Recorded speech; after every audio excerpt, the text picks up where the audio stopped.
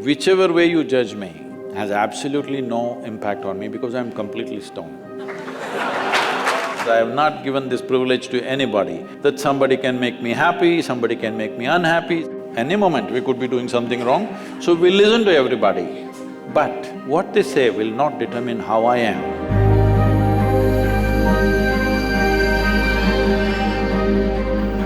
So Sadhguru, sometime back I happened to be in a situation where a friend of mine was drunk. So when she was in the drunk state, she was repeatedly saying that please don't judge me as I'm drinking, please don't judge me. It is… but she has lost her judgment, but she doesn't want you.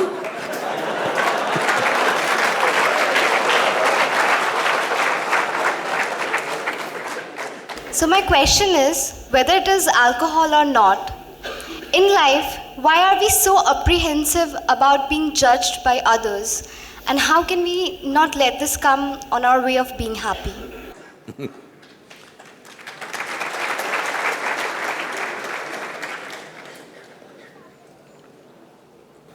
Look at me.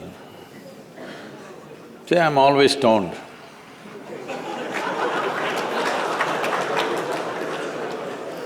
Never touched a substance, but always stoned.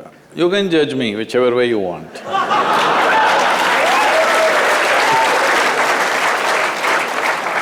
Because one thing is, I'm stoned in such a way that I have not lost my judgment at all.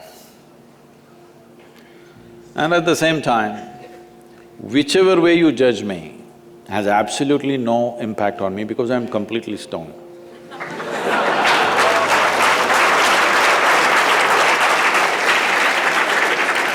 Having said that, why this consumption of alcohol and drugs is growing the way it's growing in the world is, this is because the heavens have been collapsing.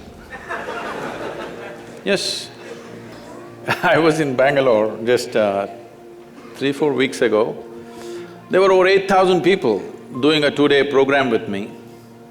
And just casually I asked, how many of you think you will go to heaven? Only 5 hands went up. Then I asked, are you all the hell people? No, it's just that both heaven and hell have collapsed in people's minds.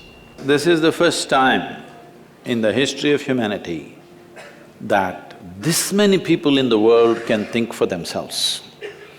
Otherwise, your priest, your mullah, your pandit or a book was thinking for you. The first time that so many people can think for themselves. Or they're thinking right, thinking wrong, there are many issues about that. But they're thinking right, thinking wrong, but they're thinking. So all illogical things are naturally collapsing. Still, this generation has not fully walked away from it, still there is fear. They can't openly say, there's no goddamn hell or heaven. They're still fearful about it, but they're trying to make a little heaven for themselves here. So, hey, wait. So naturally, when they're not able to do it for themselves out of their own intelligence, they will fall back on chemicals. Today, just to take very affluent societies, because every society is aspiring to be like that. Let's say you take United States, which is the most affluent nation on the planet right now. 70% of US population is on prescription medication. Another 30%, of course, buying it off the back streets.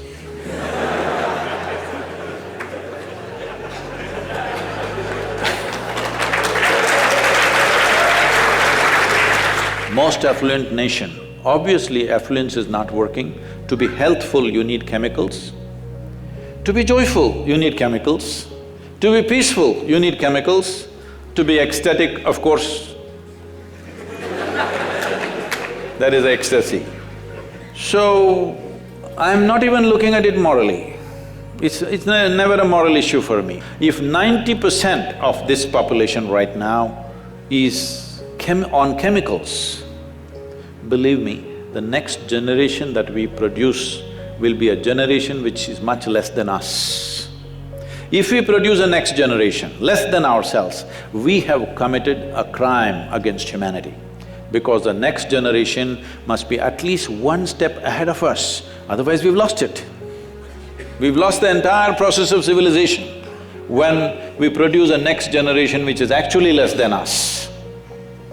So, we are heading towards this rapidly unless we teach individual human beings how to simply sit here and be blissed out. Stoned enough or no? Just look at me. But am I conscious enough, alert enough, clear enough? If there was a way to intoxicate yourself without losing your judgment, without losing your awareness, without losing your intelligence, it's a great thing. Intoxication is a fantastic thing. Only problem is, it takes away your judgment, it takes away your intelligence, incapacitates you. That is the problem, isn't it? Is it true? Ask anybody, you're not in the medical sciences, but ask anybody, is it true that this body here is the greatest chemical factory in the universe right now? The universe that we know at least?